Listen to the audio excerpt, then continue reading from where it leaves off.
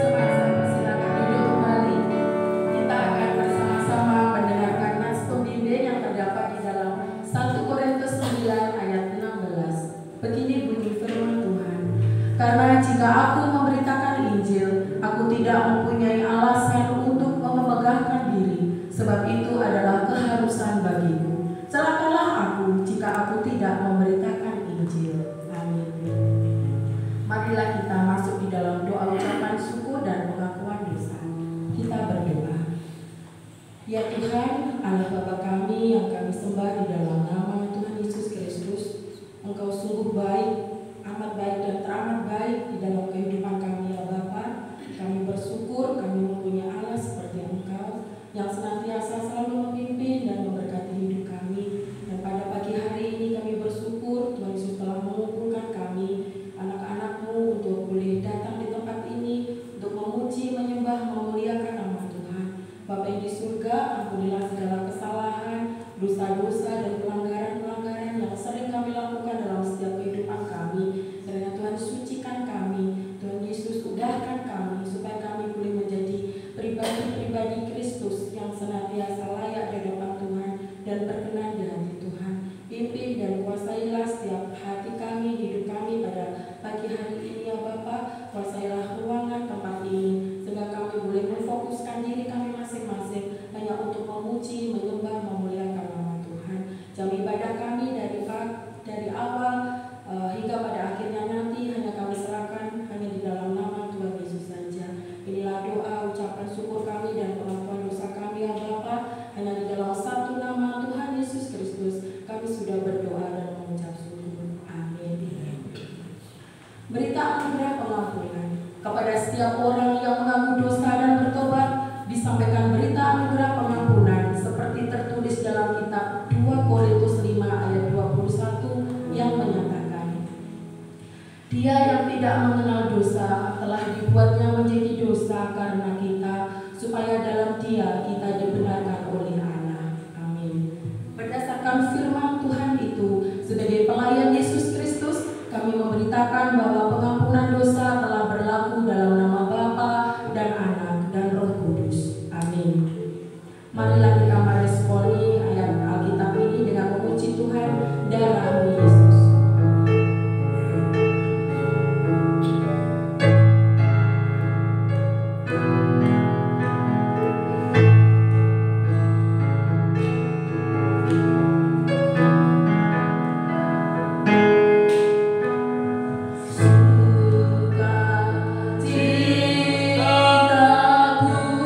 Sukacitaku penuh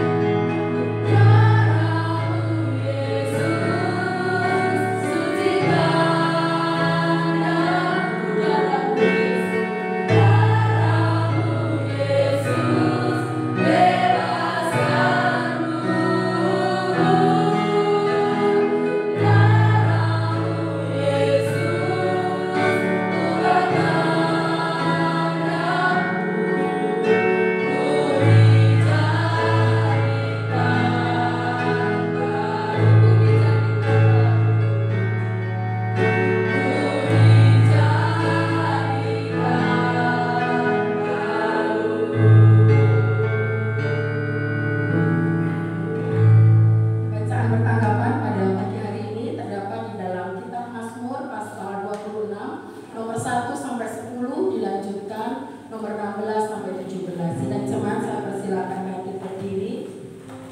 Kita akan membacanya secara bertanggapan.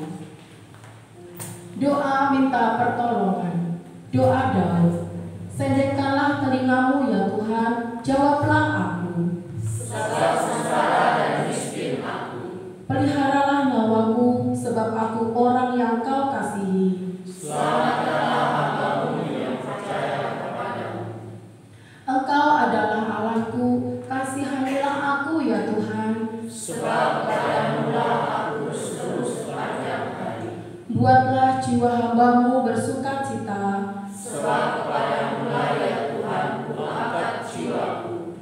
Sebab Engkau ya Tuhan baik dan suka mengampuni. Dan melimpah kasih setia bagi semua orang yang berseru kepadamu. Pasanglah telinga kepada doaku ya Tuhan. Dan perhatikanlah suara permohonanku. Pada hari kesesakanku aku berseru kepadamu. Sebab Engkau menjawab aku. Tidak ada seperti Engkau di antara para Allah ya Tuhan. Dan tidak ada seperti yang Kau buat. Segala bangsa yang Kau jadikan akan datang. Sujud menyembah di hadapan-Mu ya Tuhan. Dan akan memuliakan nama-Mu. Sebab Engkau besar dan melakukan keajaiban-keajaiban. Engkau sendiri saja Allah. Berpalinglah kepadaku dan kasihanilah aku. Berilah pertolongan-Mu kepada hamba-Mu. Dan selamatkanlah anak laki-laki hamba-Mu perempuan. Lakukanlah kepadaku suatu tanda kebaikan. Supaya orang-orang yang membenci aku melihat dengan malu bahwa Engkau ya Tuhan telah menolong dan menghidupkan aku. Amin. Masih dalam posisi berdiri, marilah kita memuji Tuhan, Kaulah harapan. Karena Yesus adalah satu-satunya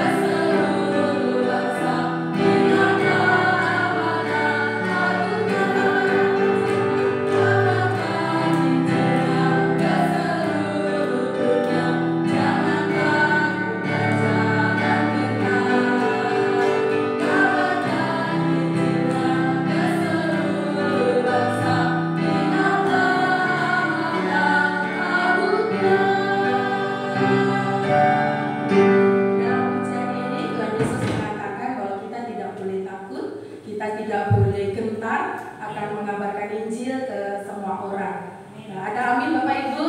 Amin. Tiba waktunya kita akan mendengarkan kesaksian pujian yang akan dibawakan oleh kaum wanita. Untuk itu waktu dan tempat saya berikan.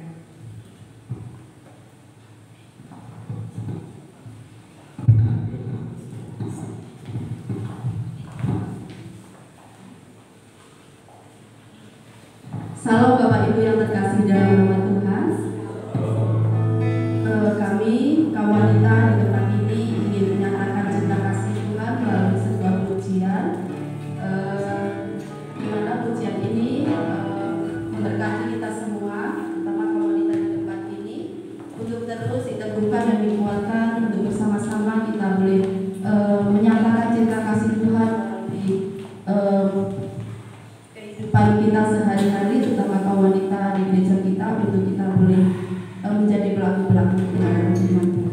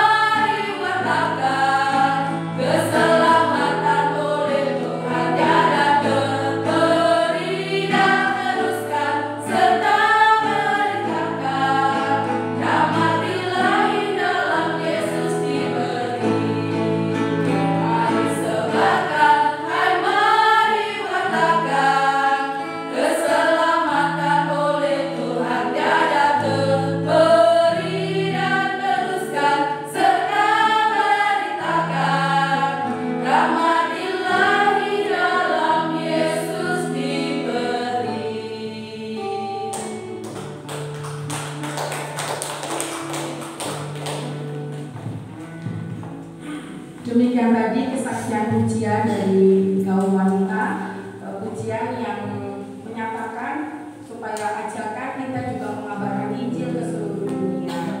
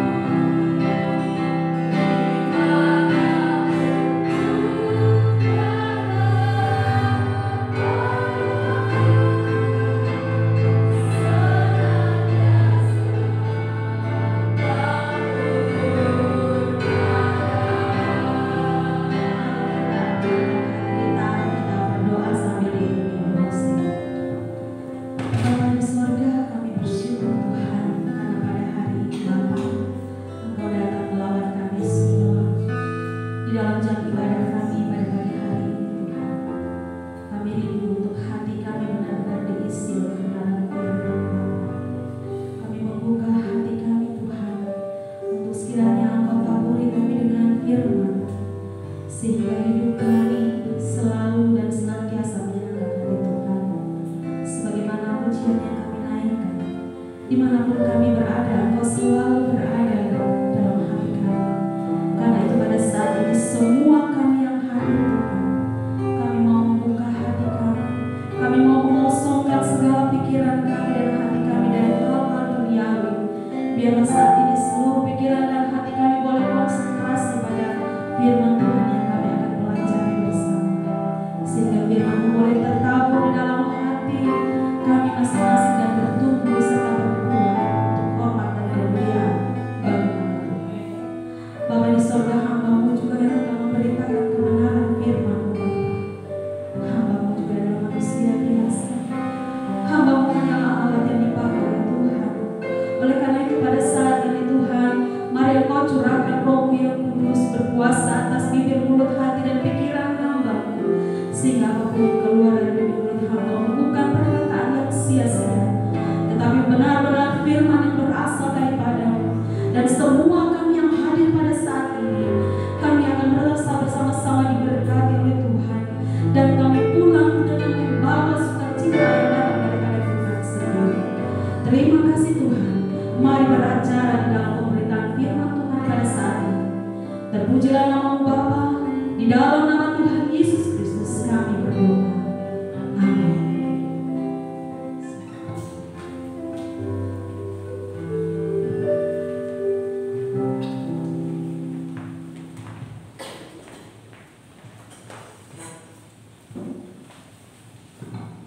Bapak Ibu yang diberkati oleh Tuhan Yesus Kristus, Shalom. Apa kabar Bapak Ibu? Puji Tuhan, saya melihat bahwa wajah-wajah yang penuh dengan sukacita. Amin. Hari ini saya tahu banyak di antara kita yang punya pergumulan, tetapi tinggalkan dulu pergumulan itu. Datang bawa hati pikiran kita sungguh-sungguh kepada Tuhan. Apapun pergumulan, apapun masalah yang terberat dalam hidup ini, tanggalkan dulu. Biar kita benar-benar fokus pada pemberitaan firman Tuhan, sehingga kita pulang dengan menerima berkat daripada Tuhan. Hari ini kita akan mengakhiri bulan ini dengan tema besar menjadi komunitas yang memberitakan Injil, dan tema renungan juga saya ambil dari tema ini, yaitu menjadi komunitas yang memberitakan Injil. Firman Tuhan yang mendasari ibadah kita pada hari ini terambil dari 1 Korintus pasal 15 ayat 1 sampai ayat yang ke-12. Kita akan membaca secara responsif. Saya akan membaca ayat yang ganjil dan Bapak Ibu sekalian akan membaca ayat yang genap. Demikian seterusnya sampai ayat yang ke-12. 1 Korintus pasal 15 ayat 1 sampai ayat yang ke-12. Baik, kalau kita sudah mendapatkannya, kita akan mulai. Bagian ini oleh Lai diberi judul Kebangkitan Kristus. Ayat yang pertama. Dan sekarang saudara-saudara, aku mau mengingatkan kamu kepada Injil yang aku beritakan kepadamu dan yang kamu terima dan yang di dalamnya kamu teguh berdiri. Oleh itu kamu diselamatkan, asal kamu teguh berpegang padanya, seperti yang telah kuberitakan kepadamu, kecuali kalau kamu telah sia-sia saja menjadi percaya. Sebab yang sangat penting telah kusampaikan kepadamu, yaitu apa yang telah kuterima sendiri, ialah bahwa Kristus telah mati karena dosa-dosa kita sesuai dengan kitab suci, bahwa Dia telah dikuburkan dan bahwa Dia telah dibangkitkan pada hari yang ketiga sesuai dengan kitab suci, bahwa Ia telah menampakkan dirinya kepada Kefas dan kemudian kepada ke-12 muridnya. Sesudah itu Ia menampakkan diri kepada lebih dari 500 saudara sekaligus. Sebanyakan dari mereka masih hidup sampai sekarang, tetapi beberapa di antaranya telah meninggal. Selanjutnya ia menampakkan diri kepada Yakobus, kemudian kepada semua rasul. Dan pada akhir dari semuanya, ia menampakkan diri juga kepadaku, sama seperti kepada anak yang lahir sebelum waktunya. Karena aku adalah yang paling hina dari semua rasul, bahkan tidak layak disebut rasul, sebab aku telah menganiaya jemaat Allah. Tetapi karena kasih karunia Allah, Aku merasa sebagaimana aku ada sekarang, dan kasih karunia yang dianugerahkannya kepadaku tidak sia-sia. Sebaliknya, aku telah bekerja keras daripada mereka semua, tetapi bukannya aku, melainkan kasih karunia Allah yang menyertai aku. Sebab itu, baik aku maupun mereka, demikianlah kami mengajar, dan demikianlah kamu menjadi percaya. Jadi, bila mana kami memberitakan bahwa Kristus dibangkitkan dari antara orang mati, bagaimana mungkin ada di antara kamu yang mengatakan bahwa tidak ada kebangkitan orang mati? Demikian jawab bacaan firman Tuhan bagi kita semua. Yang berbahagia adalah setiap kita yang membaca serta merenungkan dan melakukannya di dalam kehidupan kita hari lepas hari. Amin. Bapak Ibu yang diberkati oleh Tuhan Yesus Kristus, kita sudah beberapa minggu ini bersama-sama merenungkan kebenaran firman Tuhan yang sekiranya berbicara sekitar tema besar ini, yaitu tentang pemberitaan Injil. Dan hari ini juga saya akan mengakhiri dan akan merangkum semuanya apa yang dimaksudkan dengan menjadi komunitas yang memberitakan Injil. Di dalam nas pembimbing kita tadi dikatakan bahwa karena jika aku memberitakan Injil, aku tidak mempunyai alasan untuk memegahkan diri, sebab itu adalah keharusan bagiku. Celakalah aku jika aku tidak memberitakan Injil. Jelas bahwa di dalam bacaan ini mau dikatakan, di dalam firman Tuhan ini mau dikatakan bahwa kalau kita memberitakan Injil dan oleh pemberitaan yang kita sampaikan ada orang-orang yang bertobat, itu bukan kesempatan bagi kita untuk memegahkan diri. Karena betapa banyak orang yang merasa ketika dia mengabarkan Injil, kemudian ada yang percaya, lalu kemudian itu menjadi suatu kemegahan baginya, menonjolkan diri dan meninggikan diri. Dia merasa bahwa itu hasil karya daripada dia, padahal itu adalah hasil karya daripada Roh Kudus. Percaya atau tidak, kalau hasil karya dari manusia, dia hanya berlangsung beberapa waktu saja.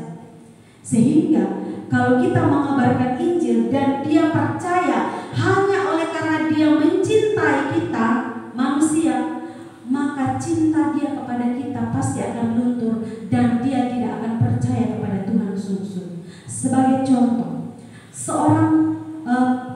mereka lagi pacaran, seorang wanita dan seorang laki-laki, mereka pacaran.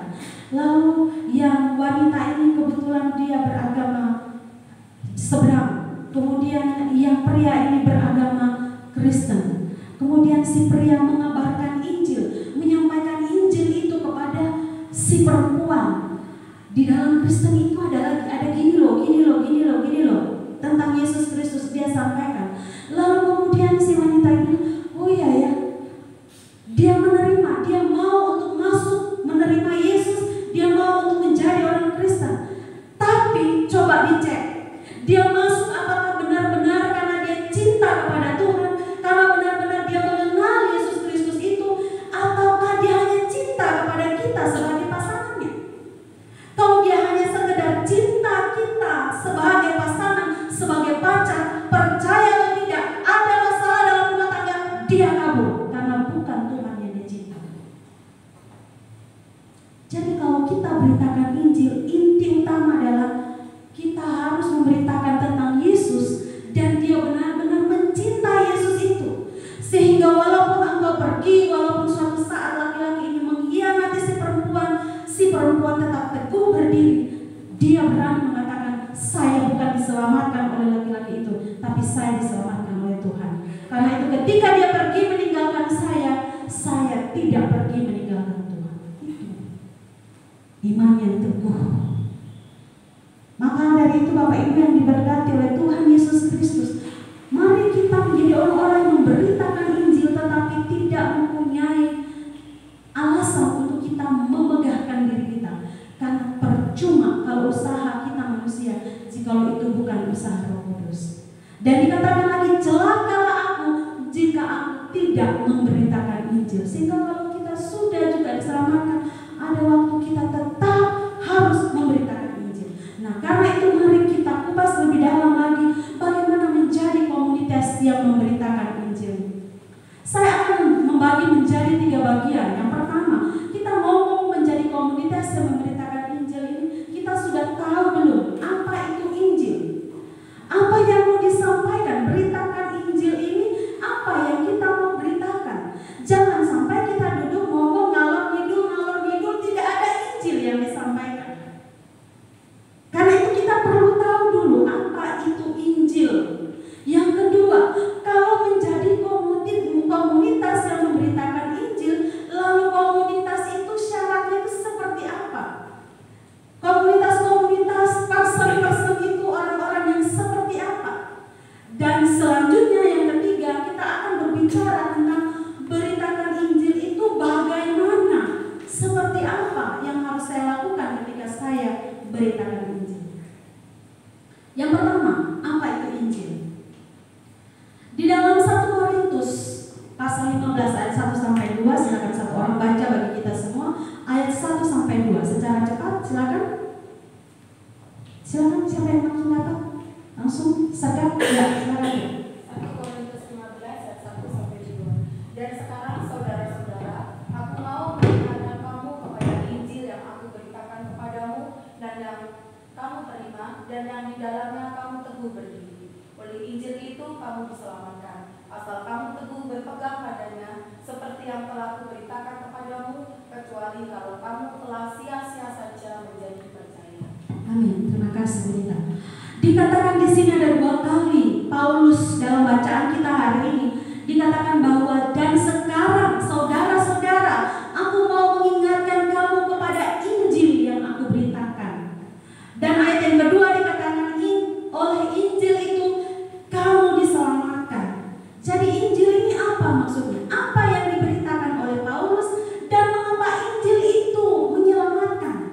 Apa sih Injil itu? Sebelum saya klik pada slide selanjutnya, apa Injil itu Bapak Ibu? Firman Tuhan, kabar keselamatan. Ya, mari kita lihat ya. Di dalam terjemahan bahasa Alkitab bahasa Indonesia sehari-hari BIS itu ya, 1 Korintus 15 ayat 1 sampai 2 bahasa Indonesia sehari-hari dikatakan bahwa dan sekarang saudara-saudara, saya mau kalian mengingat kembali akan kabar baik dari Allah.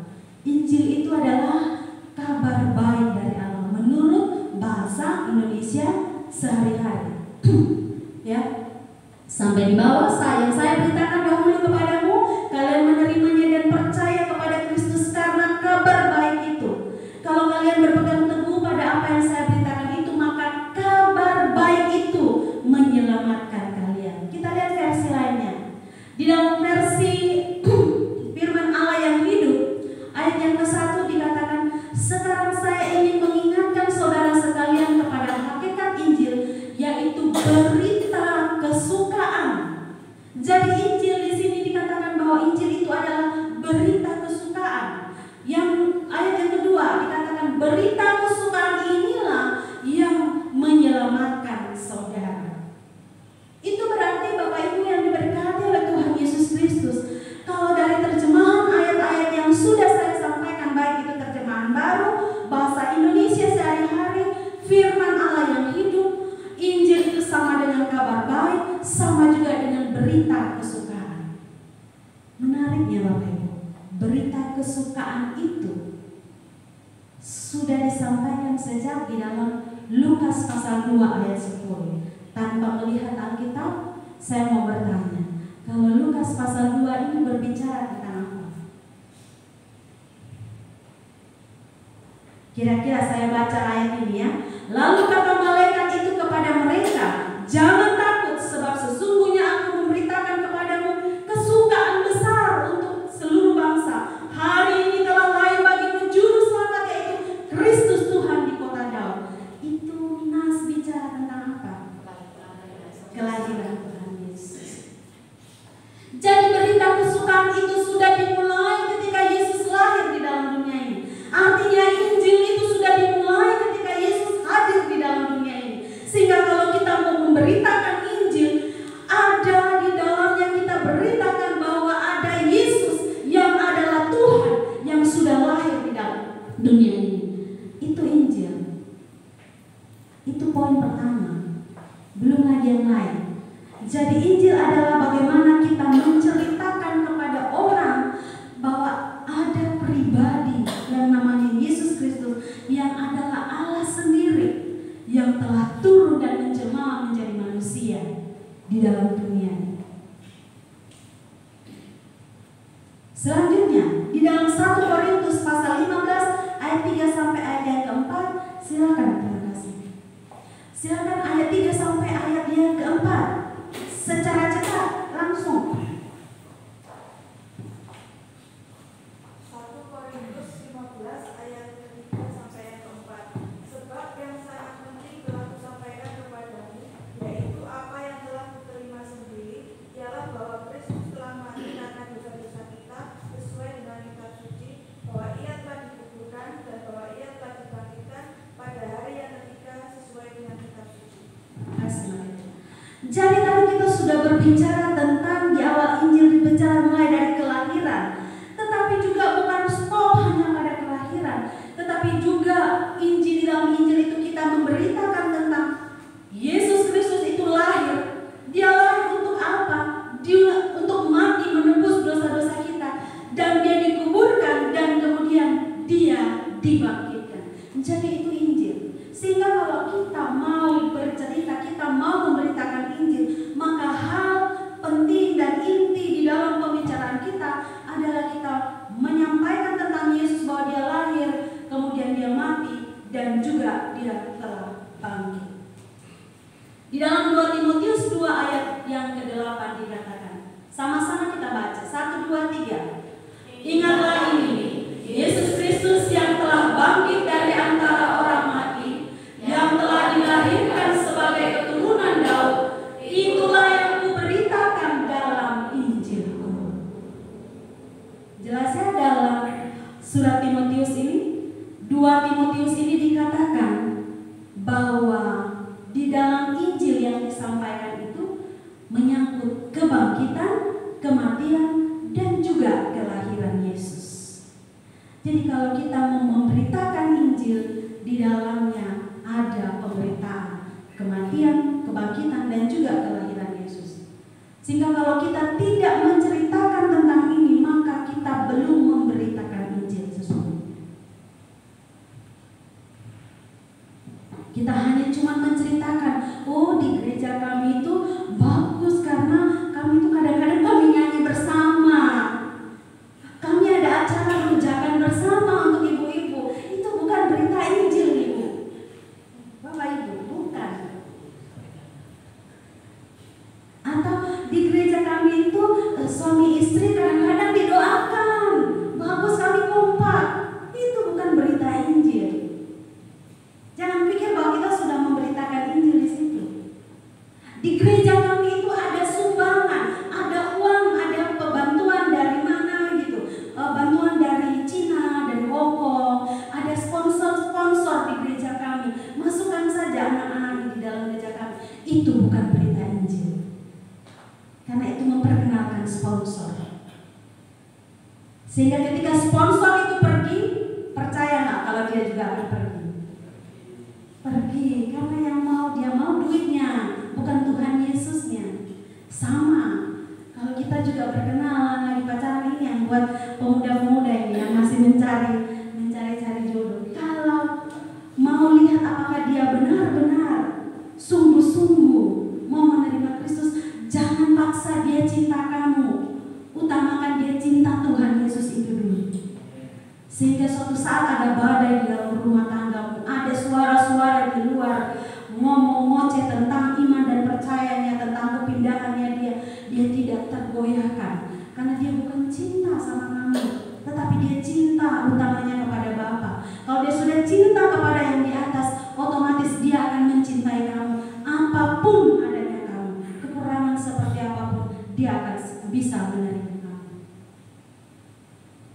Jadi jangan dibalik ya, cinta saya dulu baru kemudian dia cinta di atas. Itu cinta yang rapuh. Kalau mau cinta yang sungguh-sungguh kuat dan teguh, arahkan dia dulu cinta yang di atas. Cinta yang di atas dulu, baru itu sudah menjadi fondasi yang kuat, kemudian baru dia cinta kamu. Hari ini engkau jadi perempuan yang cerewet pun, laki-laki yang jahat pun, dia tetap akan bisa mencintai kamu. Karena memang yang dia hatinya adalah, yang dia cinta pertama adalah Tuhan. Dia mengetahui bahwa kalau pernikahan sudah menikah di dalam gereja, sudah diteguhkan atas 3 nama itu, maka saya tidak boleh menyakiti hati Tuhan. Apapun adanya dia, walaupun dia laki-laki yang sembarang, walaupun dia perempuan yang cerewet, tapi saya tidak mau menyakiti hati yang di atas. Itu dia.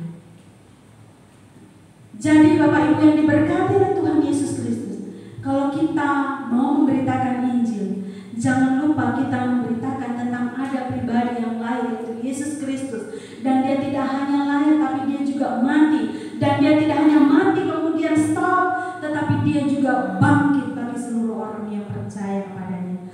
Buat apa dia lahir? Ceritakan bahwa dia sadar bahwa karena kita ini adalah orang yang berdosa, karena tanpa kesadaran kita adalah orang yang berdosa, maka dia akan terus merasa bahwa dia akan bisa menyelamatkan dirinya sendiri. Bahwa dia, supaya dia mengenal bagaimana parahnya dosa itu. Karena dosa itu bukan hanya sekedar setumpuk perbuatan jahat kemudian dibalas dengan setumpuk perbuatan baik. Dosa itu merasuk sangat begitu di dalam kehidupan kita, sehingga ketika kita di dalam Paulus katakan bahwa ketika dia mau berbuat baik, yang jahatlah yang muncul. Mau berbuat baik kepada seorang, tapi di pikirannya supaya dipuji, menjadi orang ini baik. Itu yang dimaksudkan Paulus. Saya mau berbuat baik, tapi yang muncul adalah kejahatan saya. Maka kita tidak bisa membayar dosa-dosa kita hanya dengan setumpuk perbuatan baik.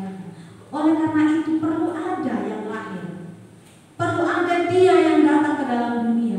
Dan dia datang ke dalam dunia, kemudian dia lahir, kemudian dia harus mati, harus menebus kita, harus mengangkat kita dari dalam jurang dosa, sehingga kita bisa menerima kehidupan yang kekal. Kita bisa diselamatkan dari dosa.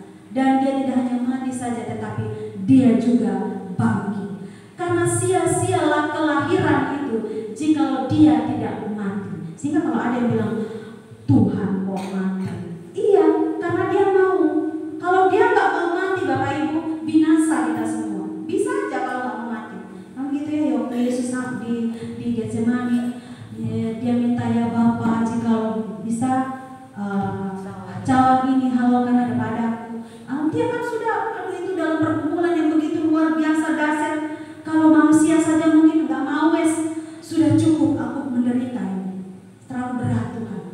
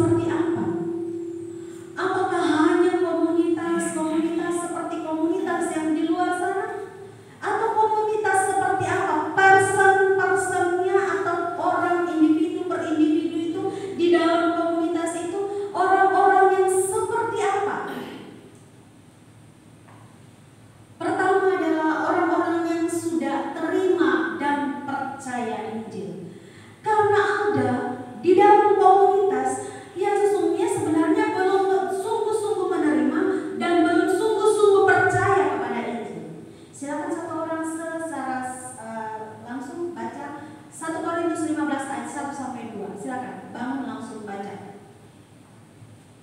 Silakan berdiri langsung baca. Ayo Bapak Ibu jangan lama-lama. Silakan. Langsung siap. Silakan Bu. Dan sekarang saudara-saudara, aku mau mengingatkan kamu kepada Injil yang aku beritakan kepadamu dan yang kamu terima dan yang di dalamnya kamu berdiri. Oleh Injil itu kamu diselamatkan asal kamu teguh berpegang padanya seperti yang telah diberitakan kepadamu, kecuali kalau kamu telah sia-sia saja menjadi percaya. Ya, terima kasih Bu Suna. Jadi Bapak Ibu, berita firman Tuhan ini disampaikan oleh Paulus kepada orang-orang jemaat-jemaat di Korintus, dikatakan yang telah menerima. Jadi kepada Injil yang aku beritakan kepadamu dan yang kamu terima. Jadi orang-orang ini adalah orang-orang yang sudah menerima Injil, dan bukan hanya saja menjadi menerima Injil, tetapi juga orang-orang yang ada di dalamnya, jemaat Tuhan yang ada di dalamnya adalah jemaat yang sudah percaya. Di dalam ayat yang kedua, sia-sia saja menjadi percaya. Jadi mereka sudah percaya, sehingga kalau mau menjadi komunitas yang memberitakan Injil, yang pertama person atau orang individu per individu, komunitas itu adalah komunitas yang sudah sungguh-sungguh terima dan sungguh-sungguh terpercaya kepada Injil itu sendiri.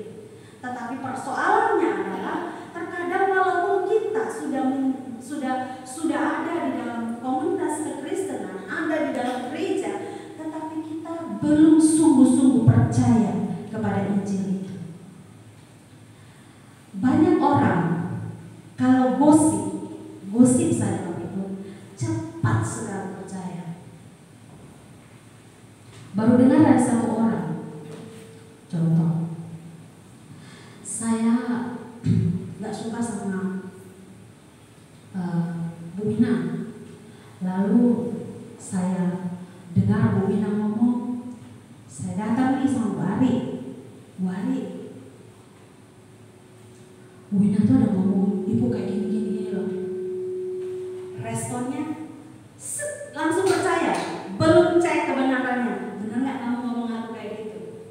Itu kebiasaan kita. Sudah kayak gitu terus Bu Ari kemudian cerita ke Bu Nita. Bu Ari bilang, Bu Ani itu begini sama aku. Padahal belum cek nih, ini yang si pembawa berita ini yang ada di sini, saya ini adalah orang yang sedang mengadu domba ini, membawa, menggosipkan, mengacaukan komunitas. Cepat percaya, Bu Nita langsung percaya. Terus langsung marah nih sama Bu Wina. Oh, Bu Wina itu kayak gini, memang ini. Kemudian dari sana lagi cerita lagi ke Bu Sulis, dan itu menyebar cepat sekali.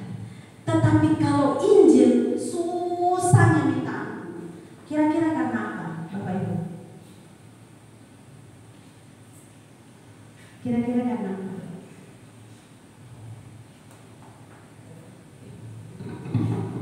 Ada iblis yang bekerja di dalamnya. Kalau waktu firman Tuhan diberitakan, bohong itu, masa sih? Coba kalau kamu betul-betul percaya Tuhan, sekarang tutup matamu. Kamu lagi kekurangan uang kan? Coba tutup matamu. Kamu tutup matamu aja, berdoa. Ada uang di situ? Nggak ada kan? Kamu harus setengah mati bekerja. Jangan percaya itu. Banyak godaan yang membuat kita percaya nggak ya, apalagi ketika badai hidup melanda, percaya nggak ya. Tetapi kalau gosip cepat, nggak makan waktu 1 menit, cepat sekali. Banyak orang yang tidak percaya bahwa Yesus itu adalah Tuhan. Sekarang Bapak Ibu saya mau kasih ilustrasi. Kak Wibi saya minta tampil ke depan dulu sebentar. Mari Kak. Kak Wibi sini kan dari Nias Bapak Ibu ya. Kak Wibi Wiwis ini orang datang dari Nias. Dia bilang, Bapak Ibu, saya akan membawa Bapak Ibu ke Nias. Kalau Bapak Ibu mau ke Nias, dia akan menunjukkan jalan. Saya juga datang. Saya datang dari Kupang. Saya belum pernah ke Nias, tetapi saya bilang, Bapak Ibu, saya tahu, saya belajar tentang Nias itu. Saya lihat di peta, saya juga cek di internet bagaimana jalan ke Nias. Pertanyaan saya, kalau kami dua menawarkan jauh,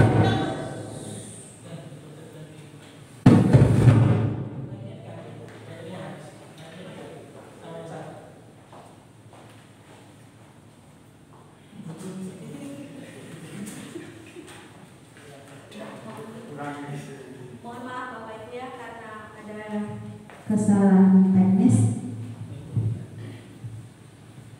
Baik, kita lanjutkan. Pertanyaan saya, kalau ada tawaran Bapak Ibu mau ke Nias nih, saya juga sodorkan diri nih bahwa saya tahu jalan ke Nias. Saya juga belajar juga, dan saya sampaikan caranya seperti ini, naik pesawat ini, nanti kita begini. Tapi saya belum pernah ke Nias. Tapi dia ini datang dari Nias. Sekarang lebih percaya mana Bapak Ibu kalau mau ke Nias? Kenapa nggak percaya saya? Tapi tersesat nggak? Mudah-mudahan kita sampai lah. Semoga kita sampai ke Nias. Mau? Nggak pasti. Kalau sama kami Wiwis? Pasti sampai. Silahkan dulu. Kenapa orang nggak percaya kepada Yesus? Dia bilang dia datang dari surga. Artinya dia tahu jalan dari surga. Dia tahu bagaimana caranya, detail sedetil-detilnya untuk Bapak Ibu saudara-saudara saya pasti masuk surga. Tapi kenapa kita mau cari yang semoga, mudah-mudahan? Banyak yang cari seperti itu. Lebih percaya kepada yang semoga, mudah-mudahan. Lebih percaya kepada saya ketimbang Kak Wiwis yang dari Nias. Lebih percaya kepada lain yang ada di dalam dunia ini yang belajar, yang belum pernah ke surga tapi belajar tentang bagaimana jalan ke sana. Hanya setumpuk perbuatan-perbuatan moral yang juga dipelajari oleh kita semua di dunia ini, tetapi ada hal-hal mendasar yang tidak bisa membawa kita kepada surga itu, karena surga itu bukan hanya sekedar perbuatan moral, bukan sekedar perbuatan-perbuatan baik saja. Maka Bapak Ibu, menjadi komunitas yang memberitakan Injil adalah sudah benar-benar menjadi komunitas yang benar-benar sudah terima Yesus dan percaya kepada Dia. Percaya bahwa Dia adalah Tuhan. Percaya bahwa Dia datang, Dia lahir ke dalam dunia ini untuk menebus dosa saya pribadi, masing-masing. Percaya bahwa Dia sudah mati bagi saya, mati untuk segala dosa-dosa saya ketika saya hidup di luar Tuhan. Hidup di luar Tuhan yang dulu hidupnya amburadul, semberawut, dosa-dosa yang selalu saja datang menggerogoti saya, mencoba untuk merangsang saya untuk kembali kepada cara hidup yang lama. Tetapi karena sudah percaya dan terima Yesus, maka percaya bahwa itu sudah dikuburkan semuanya, sudah mati, sudah Yesus kerjakan dan sudah Yesus selesaikan, dan percaya bahwa Dia sudah bangkit.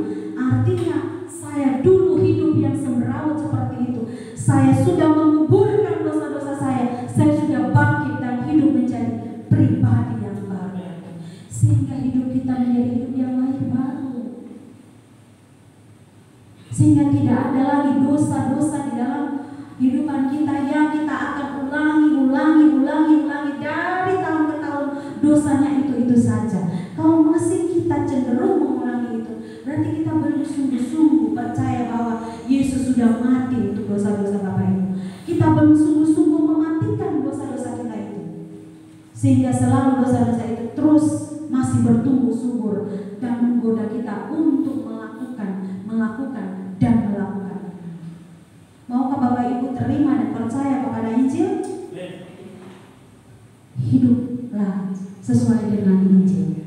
Hiduplah sesuai dengan apa yang Tuhan sampaikan dan Tuhan ajarkan.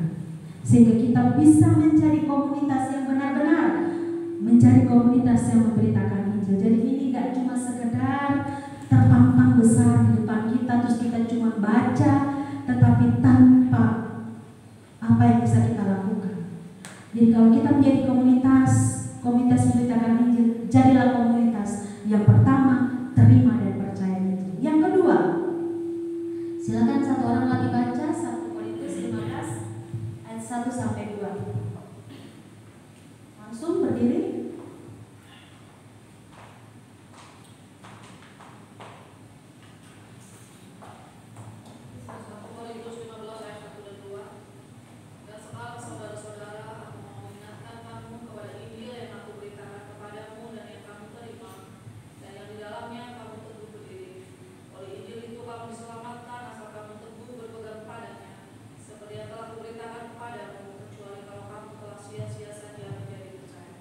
Terima kasih Bagus.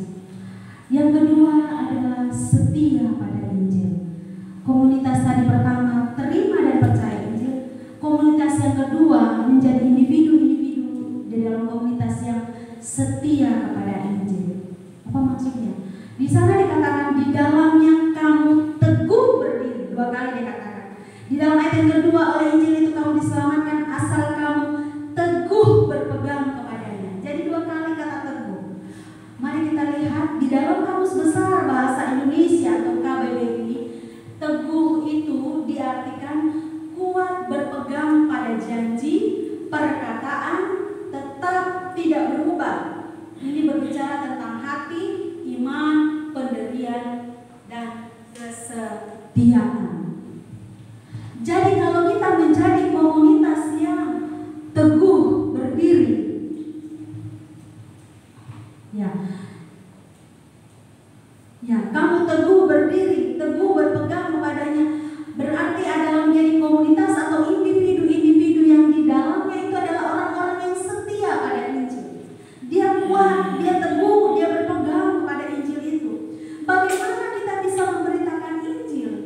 Kalau oke lah kita sudah terima dan percaya, tetapi terima dan percaya ini belum cukup. Kadang-kadang saat badai menerpa, saya mulai tidak teguh lagi, kesetiaan saya semua sudah mulai luntur. Ada tawaran nih di sana yang lebih mengenakan gitu, lebih mengenakan, tawaran-tawaran yang menggiurkan. Saat saya minta Bapak Ibu jawab jujur, kalau misalnya Bapak Ibu diperhadapkan situasi dan kondisi seperti ini, saat kita benar-benar dilanda, biasanya ekonomi itu paling parah mengganggu kita. Kita dilanda kekurangan yang benar-benar kekeringan. Lantas ada tawaran, saat kamu kekurangan begitu, berdoa kepada Tuhan. Tawaran 1, tetap berpegang teguh kepada Dia, berdoa kepada Dia. Yang kedua, ada tawaran yang cepat, instan. Apa itu? Bapak dukun, ibu dukun, mbak dukun. Mau terima yang mana? Apalagi kita dekat Gunung Kawi ya. Kan itu tuh ada banyak tuh tawaran-tawaran di sana yang menggiurkan. Kira-kira kita mau yang mana? Yang instan atau yang perlu bergumul, berlutut? Cenderung manusia mau yang mana? Yang instan atau yang lama? Yang instan. Manusia ya? Manusia. Ini perlu kita gumul, kita pikirkan. Aduh, saya ini manusia yang seperti apa? Di saat saya diperhadapkan ngomong sih enak, setia pada Injil,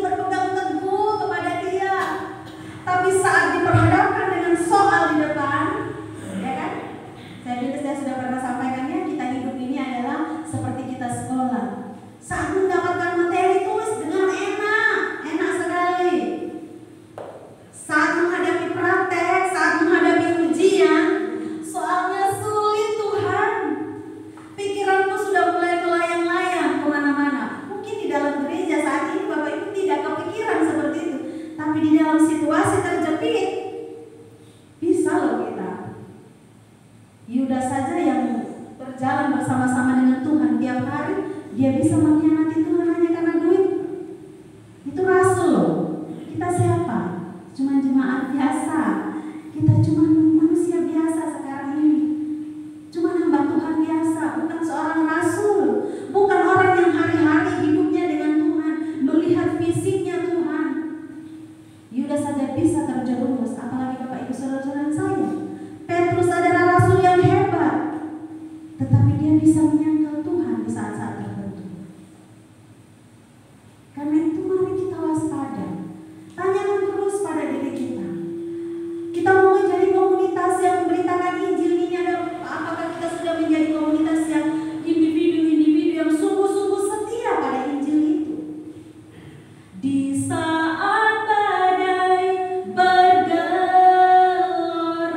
sama-sama. Ku akan terbang bersamamu, Bapa Raja alas semesta. Ku terasa kau Allahku. Di saat badai, ku mau cinta Yesus selamanya. Ku mau cinta Yesus selamanya.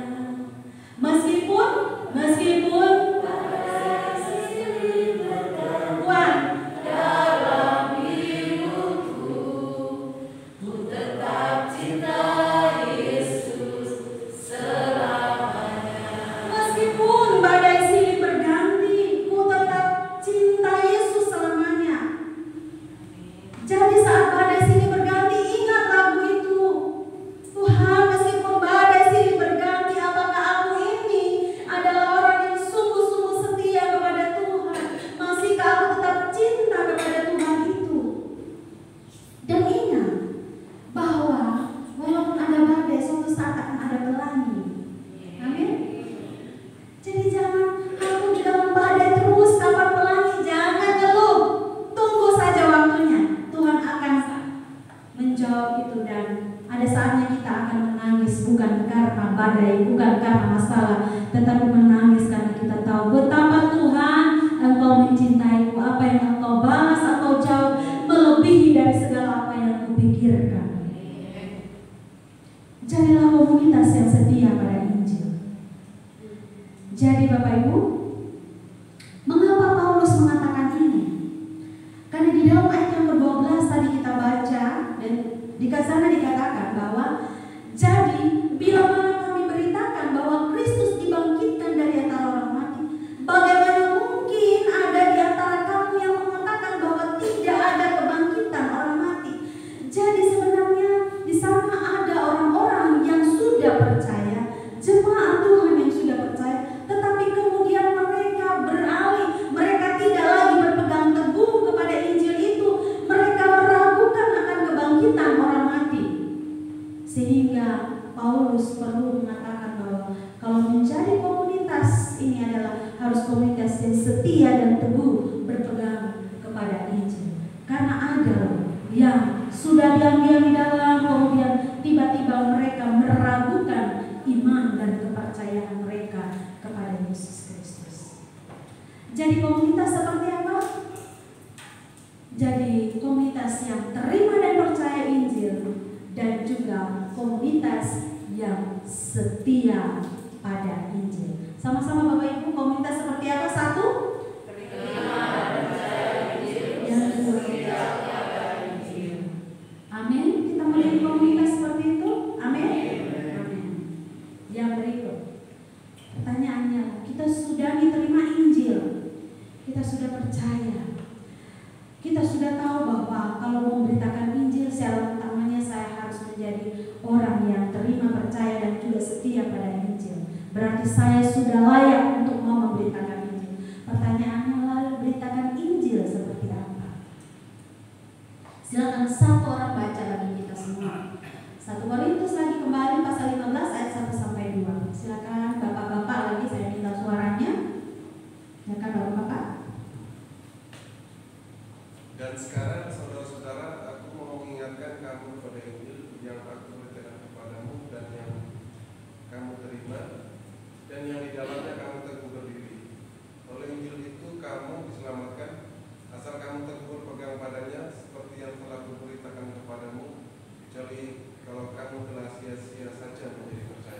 Ya, terima kasih Pak Ustaz.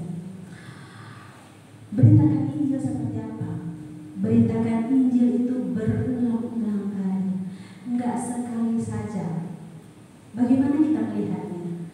Di 1 Korintus ini ayat yang 1 dikatakan, dan sekarang saudara-saudara, aku mau mengingatkan kamu kepada Injil yang aku beritakan kepadamu dan yang kamu terima.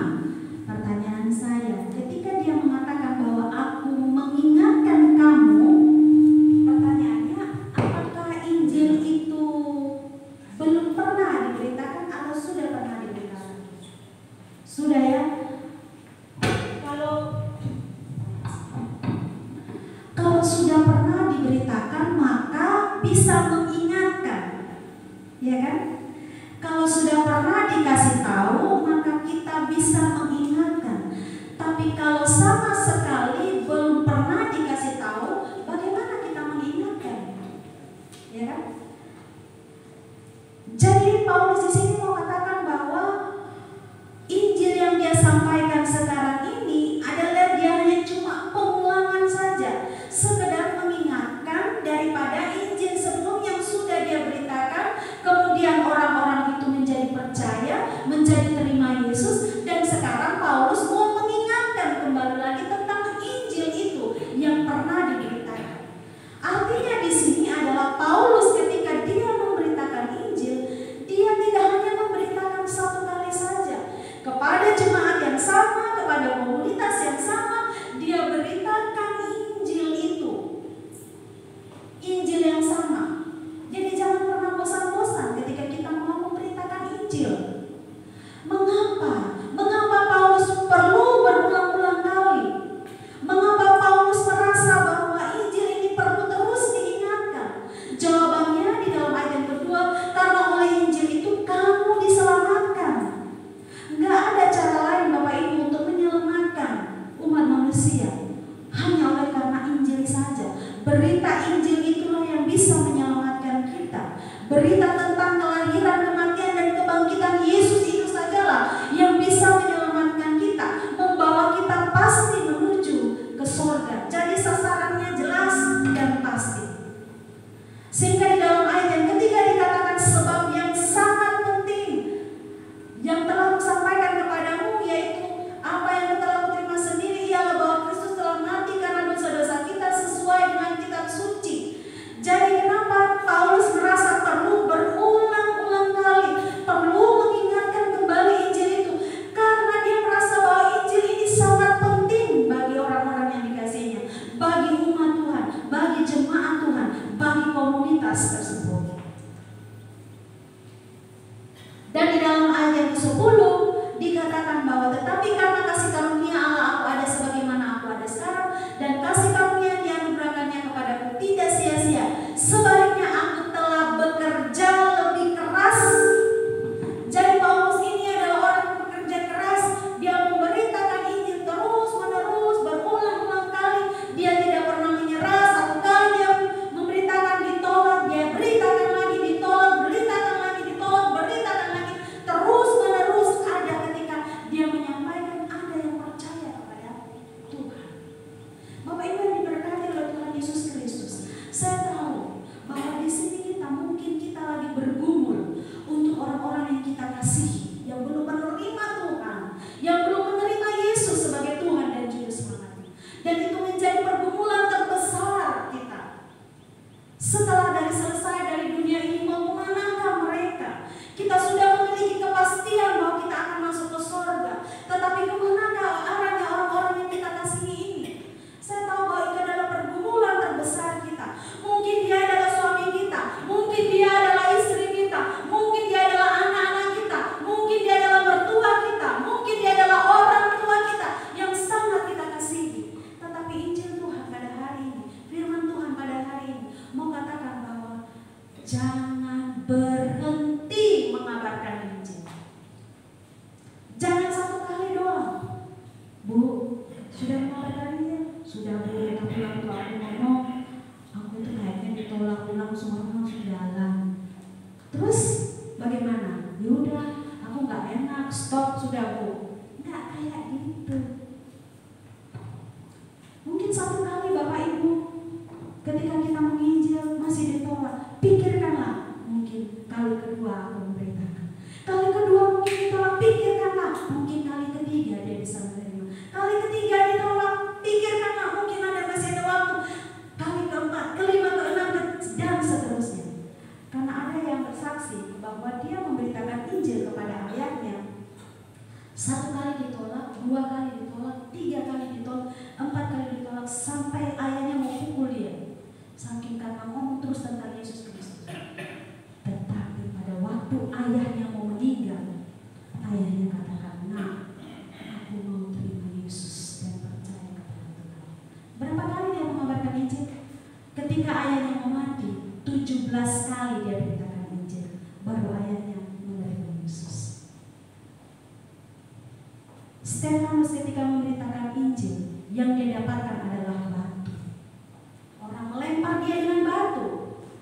Yunus ketika memberitakan Injil di Niniwe, satu kali dia beritakan Injil, orang-orang Niniwe langsung bertobat.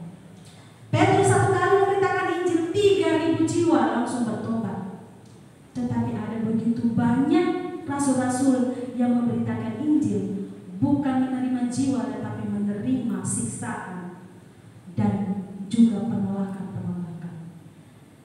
Tetapi Bapak Ibu, mari kita menjadi komunitas yang beritakan Injil, di mana beritakan Injil itu tidak hanya satu kali, dua kali, tiga kali, empat kali, merasa mendapatkan penolakan sudah stop. Tetapi kita terus giat bekerja keras seperti Rasul Paulus, beritakanlah. Mulai dari hal yang terkecil, mungkin sesama kita, orang-orang yang kita kasihi, teman kita, bukan saja di dalam rumah, tetapi mungkin teman-teman di sekitar kita, sampaikan, ceritakan. Saat kita memberitakan, jangan kita andalkan diri kita sendiri. Berdoalah kepada Tuhan, minta Roh Kudus Tuhan yang berkarya atas pribadi kita, sehingga ketika kita memberitakan Injil, dikatakan di dalam ayat Nasrani tadi, jangan ada seorang pun yang memegahkan diri, karena bukan kita, tetapi karena Roh Tuhan. Tuhanlah yang bekerja. Tuhan berkenan memakai pribadi-pribadi kita untuk menyelamatkan orang-orang yang kita kasihi. Maukah Bapak Ibu menjadi komunitas yang memberitakan Injil? Amin. Jadi beritakan Injil itu tidak cukup sekali, tetapi berulang-ulang kali. Namun beritakan Injil bukanlah cerita tentang hal-hal yang di luar Injil. Ceritakanlah tentang Yesus itu yang telah lahir, telah mati, dan bangkit bagi kita semua. Hingga menjadi komunitas yang memberitakan Injil, artinya dia memberitakan Injil tentang kabar baik, yaitu lahir, mati, dan bangkit. Yesus yang lahir, mati, dan bangkit. Dan komunitas yang memberitakan Injil itu harus benar-benar terima dan percaya kepada Injil, dan juga setia kepada Injil. Dan ketika memberitakan Injil, berulang-ulang kali.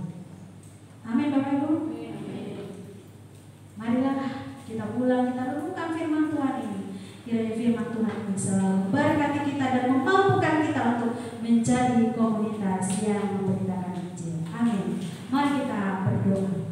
Bapak Saudara, kami bersyukur kepada-Mu Tuhan, karena hari ini kami telah menerima firman-Mu, kami telah belajar firman-Mu Tuhan. Kami mau menjadi komunitas yang memberitakan Injil. Tuhan menolong kami, setiap pribadi kami masing-masing pada saat ini, kami yang hadir, sehingga kami dimampukan untuk menjadi pribadi-pribadi, individu-individu yang dipakai oleh Tuhan untuk senantiasa memberitakan Injil, mau menggumuli akan orang-orang yang kami kasihi, dan kami mau menceritakan tentang Engkau ya Tuhan, yang telah lahir, telah mati, dan telah bangkit bagi kami semua, karena kami manusia adalah manusia yang penuh dengan dosa. Sehingga kiranya ketika Injil itu diterima, kami tidak memegahkan diri kami, tetapi kami sangat terus bersyukur kepada Tuhan. Nama Tuhan terus dimuliakan, karena di sanalah Tuhan bertahta. Terima kasih Tuhan, tolonglah kami Bapa. Inilah doa dan sembahyang kami Bapa. Mari mengampuni atas segala dosa dan kecemaran kami yang telah kami lakukan selama pemberitaan firman berlangsung. Terpujilah nama Tuhan. Di dalam nama Tuhan Yesus Kristus kami berdoa dan bersyukur. Amin.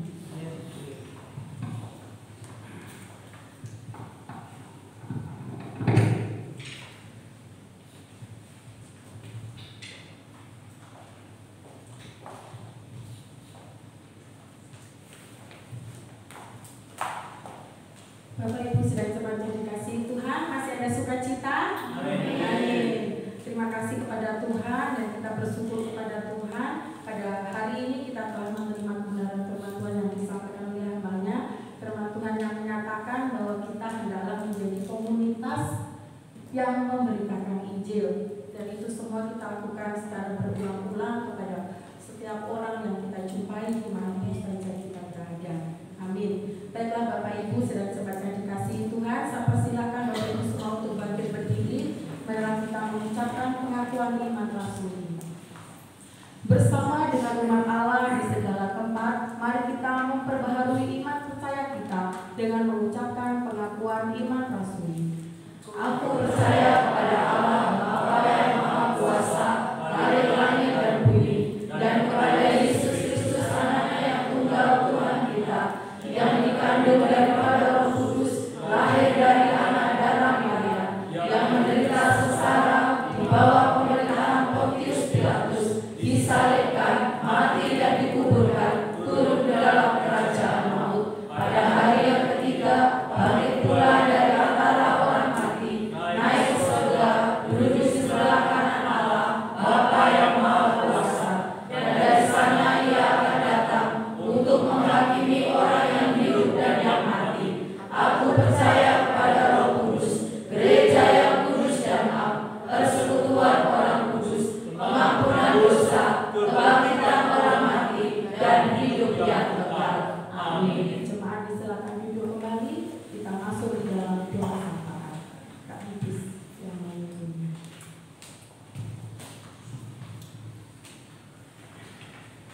Baik, mari kita mendoakan untuk setiap pokok kita. Mari kita bersatu hati, mari kita berdoa. Tuhan, kami kembali mengucap syukur kepada Tuhan, dan saat ini Tuhan kami akan mendoakan setiap pokok doa kami. Sebelum itu Tuhan, ampunilah setiap salah dan dosa kami Tuhan yang telah kami lakukan di hadapan-Mu, baik yang disengaja maupun yang tidak Tuhan, baik melalui isi hati kami, perbuatan kami Tuhan, dan juga tindakan kami yang Tuhan selalu mengampuni Tuhan, sehingga apa setiap permohonan kami Tuhan bisa Engkau layakkan di hadapan kami. Tuhan, pada hari ini Tuhan kami bersyukur untuk visi dan misi yang budaya yang telah dilakukan pada bulan lalu. Tuhan, itu semua berjalan dengan lancar, bukan karena kekuatan kami Tuhan, tapi itu semua karena Engkau telah bercampur tangan dan Engkau telah selalu menyertai setiap acara yang diadakan. Tuhan, kami juga berdoa untuk setiap kelompok berakar, baik kelompok bapak-bapak, kelompok wanita dan juga pemuda. Tuhan, kiranya kelompok berakar ini Tuhan semakin bertumbuh di dalam Engkau, mereka semakin mengenal Engkau lebih dalam lagi Tuhan, dan selalu mengenalkan Engkau dalam setiap kehidupan mereka. Tuhan, kami juga bersatu hati untuk mendoakan kesehatan jemaat di tempat ini Tuhan. Kami berdoa untuk setiap jemaat-Mu Tuhan, kiranya setiap jemaat-Mu di sini tetap sehati dalam melakukan pelayanan-Mu dan sehati juga dalam menghadapi setiap persoalan yang terjadi dalam setiap kehidupan kami. Kami juga berdoa Tuhan untuk setiap kedewasaan jemaat di tempat ini. Engkau berkati Tuhan, semoga jemaat di sini Tuhan semakin dewasa, baik dewasa dalam pikiran dan juga dalam setiap tindakan yang mereka lakukan dalam kehidupan sehari-hari. Tuhan, kami juga berdoa untuk setiap hamba-hamba-Mu yang pelayanan di tempat ini, yang mengambil bagian dalam setiap pekerjaan yang telah Engkau tanggungjawabkan Tuhan. Engkau berkati selalu Tuhan, kiranya para hamba-hamba-Mu di tempat ini Tuhan melakukan pelayanan-Mu dengan bersungguh-sungguh dan hanya untuk memuliakan nama-Mu saja.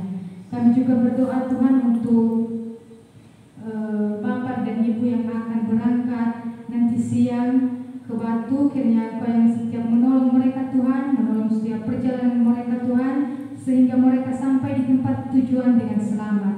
Engkau jagai, Engkau lindungi mereka Tuhan di sana, seperti Engkau menjagai dan melindungi kami di tempat ini nanti. Berkati juga kami jemaat-Mu Tuhan yang akan ditinggalkan di tempat ini, kiranya Engkau yang menjagai kami selalu Tuhan, dan memimpin kami serta memimpin kami untuk melakukan setiap pekerjaan dan usaha yang kami lakukan. Tuhan, kami juga bersatu hati mendoakan Bapak dan Ibu yang akan pelayanan di bulan September ke depan, kiranya Engkau yang menolong setiap mereka Tuhan. persiapan yang mereka lakukan Tuhan, kiranya mereka mempersiapkan hati untuk mau melayani Engkau. Dan kiranya setiap jemaat-Mu yang akan mendengarkan kebenaran firman-Mu Tuhan akan semakin percaya dengan Engkau dan selalu mengandalkan Engkau dalam kehidupan mereka. Kami juga berdoa Tuhan untuk proses kependetaan Bapak Marcel di tempat ini, kiranya Engkau yang menolong hamba-Mu ini Tuhan. Setiap berkas-berkas yang diurus, kiranya Engkau yang memperlancar Tuhan, dan Engkau berikan juga kepada hamba-Mu Tuhan untuk kesiapan hati dalam melayani Engkau dan melakukan setiap tugas yang telah Engkau pertanggungjawabkan kepada hamba-Mu. Tuhan, inilah seruan dan doa kami, janganlah jadi kehendak kami dan tetapi jadilah akan kehendak-Mu. Di dalam nama Tuhan Yesus kami telah berdoa dan bersyukur. Amin.